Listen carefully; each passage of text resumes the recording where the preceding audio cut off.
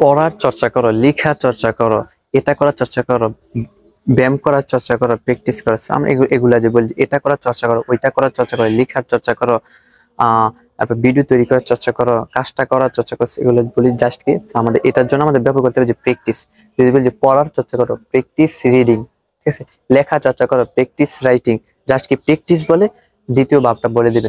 যদি বলি পড়ার চর্চা করো, তাহলে পড়া ভার্ব কি? রিড। তাহলে প্র্যাকটিস রিড হবে না রিডিং হবে? রিডিং হবে, কারণ এখানে দুইটা ভার্ব, প্র্যাকটিস একটা ভার্ব, দেন রিড, রিডও একটা ভার্ব।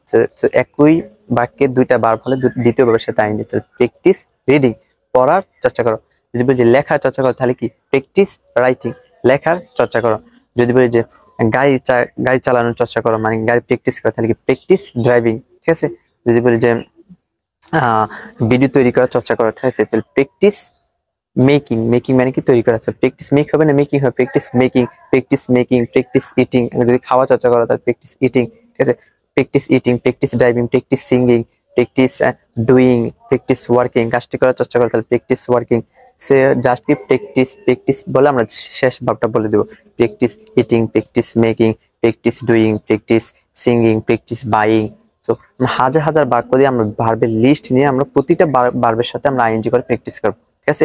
জাস্ট কি প্র্যাকটিস প্র্যাকটিস প্র্যাকটিস, ঠিক আছে। সো আমাদের ভিডিওতে এতটুকুই। ভিডিও কেমন লাগলো অবশ্যই কমেন্টে জানাবেন, আর আমাদের চ্যানেল এবং পেজটিও ফলো দিয়ে পাশে থাকবেন। সো ওকে, আল্লাহ হাফেজ, আসসালামু আলাইকুম।